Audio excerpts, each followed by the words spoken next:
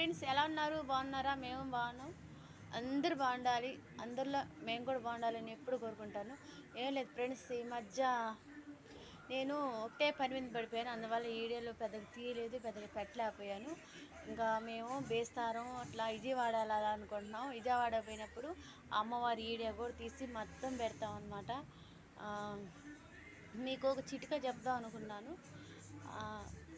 ఇది చూడండి, చాలా చాలా మొహం కూడా నా పీల్చుకోపోయినట్టుగా అయిపోయిందనమాట. సరిగా ఆరోగ్యం బాగలేదు, అందువల్ల మొహం కూడా పీల్చుకోపోయినట్టు ఉంది ఫ్రెండ్స్.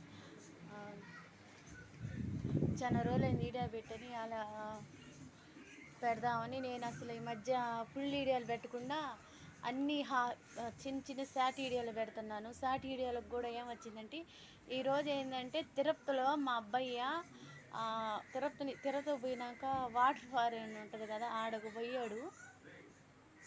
ఆడకు మునిగేదానికి పోతే అక్కడ వీడియో నేను పెడితే అప్పుడే సార్ వాళ్ళు నచ్చలేదనమాట. వీడియోని కాపీరైట్ తీసేసాను కూడాను. అట్లాగే 2-3 సార్లు నాకు సరిగా యూట్యూబ్ ఛానల్ గురించి తెలియక 2-3 సార్లు వీడియోలు పెడితే అయ్యో కాపీ రైటింగ్ వచ్చి నేను సరిగా కనుక్కోకుండా తీయలేకపోయాను.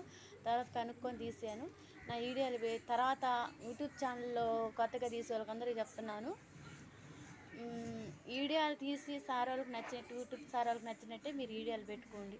లేదంటే మీరు ఏమేమి చేస్తారు, ఏమేమి పనులు చేస్తారు అని అనుకొని వీడియోలు పెట్టుకోండి. లేదా మీరు ఏం చేస్తారు, ఏం పనులు చేస్తారు, ఏం గురించి వీడియో పెట్టుకున్నది అది పెట్టుకుంటే నేను వెళ్ళొద్దనమాట. ఇంకేమైనా వీడియోలు పెట్టుకుంటే మనం అనుకున్న వీడియోలే పెట్టుకోండి.